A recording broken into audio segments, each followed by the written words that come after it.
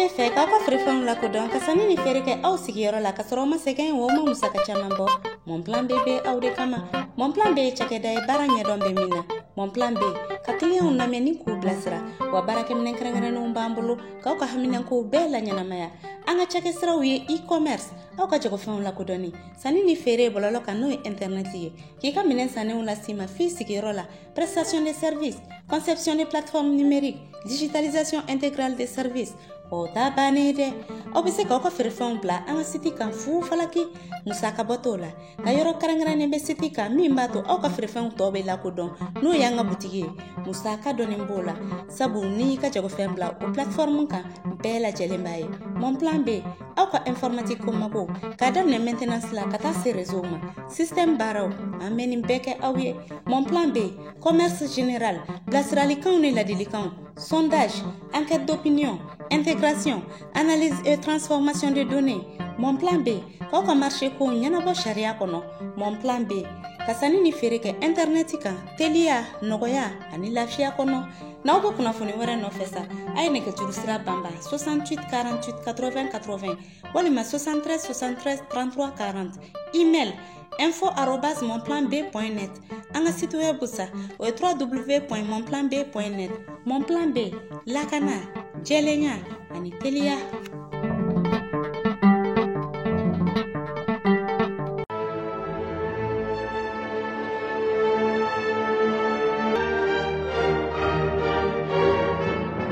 Octobre kalo tile 27 san 2021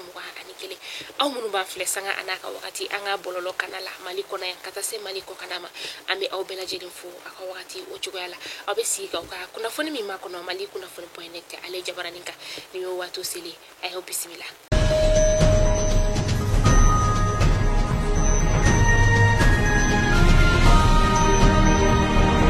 Kunnafoni damnela bi Isa Kaujima ni ale be CNT kɔnɔna la n'ale yɛrɛ ye o ɲɛma danga naani na o ye sa ale kɔni welela kunu sura n'o bɛna tarata donya masa an ka tɔnboloma ma olu fɛ u ye a wele an ka kiritigilamaw olu ka yamaruya o kɔnɔna la. Isa Kaujima a wele kun kɛra fɛn min ko a ye kumafɔbali ni ka o fɔ bɔlɔlɔ kana kan.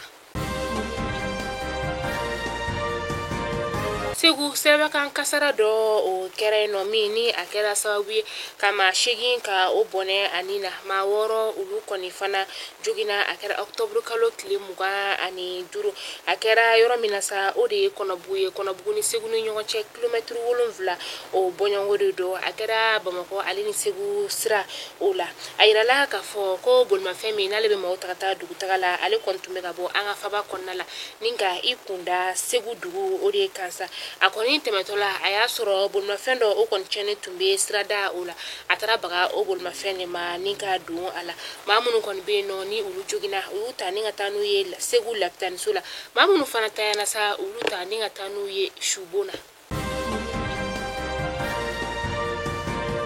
An bɛ to Segu dugu kɔnɔna la halisa sa nka ni sisan an bɛ taga yɔrɔ min na sa o de ye Jabali ye a yirala k'a fɔ ko maa marafɛntigi dɔw kɔni tun ye maa 10 bɔɲɔngo ni ka olu jaso a kɛra octobre kalo tile 27 tɛmɛni a maa 10 na sa maa 5 kɔni bilala olu la u bilala octobre kalo tile 26 maa 10 ninnu na sa u y'u jaso wagati min na maa 2 kɔni bolila ni ka bɔ o maa ninnu na maa minnu bɛ yen nɔ sa ni olu ye jatigɛ wale maaw ye u kɔni y'a yira k'a fɔ ko nin wagati in na u kɛlen don ni ka dɔgɔjɔlaw ka olu bali u ka dɔgɔjɔ la dɔgɔfirikaw olu fɛ yen nɔ nin kunnafoniya in kɔni dira a yɔrɔ maaw yɛrɛ fɛ.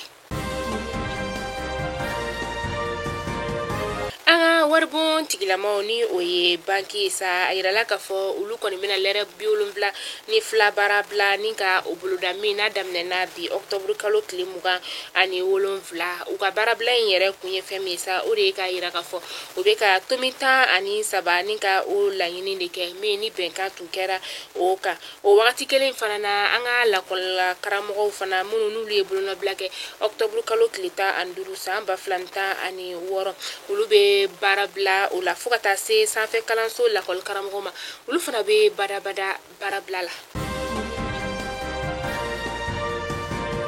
samba flani mugan ani kelen kana se samba flani mugan ani fla kalanto masa me na le burudalen do novembre kalo kile folo nataina e wakati na hakli washu be macha mana mi ni ulube ka nyogo nyininga no asoro samba flani mugan ani kelen sana se samba flani mugan ani fla kalantalen ko fole na ni o bena bo ka sababu yake ni wakati na anga la kol karamo ulube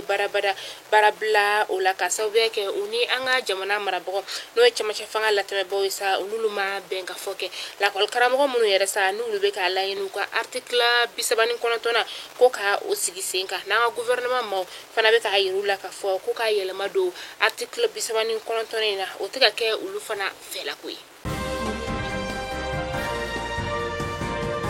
faranyo kan bado obena ke juma nataina octobre kalo kile muga ani konoton wala sa kasika demeta ka nyashi anga fintigila ka uluma anga jago kala munumbe no sa ulu koni farlanyo kan ninga kuna fundila wele sibiri temeni kuna fundila wele ku efemi sa ode ka yira ka fo ko ubena fara mauka wala sa ka bo juma nataina kataka demedo anga fintigila ka uluma ambita ko kan kibarula ambita sudan ka ulu feno jeseleke nani war bomba ale koni ye suda ninka ale ka jamana susuri dementa fanfela o kera kunu octobre kalo kile muga ani ulun vla samba flani muga ani kini u susuri lenga bo ni demen na sa ku fmi o de fanga sugutugumi ni akera sudan ka feno kosanina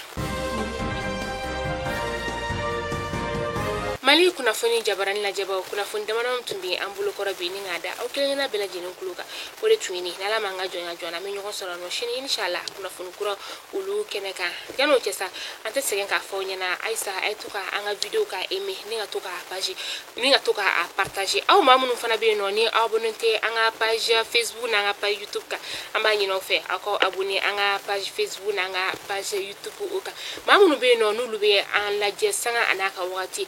keren yalla sa anga tungarangeu ambe awfu danti folimina alsa ayo timina ja alaka tunga ko ja awla aw nyuma tara to mina ako sinkana an fana nyuma soro tento aw kambe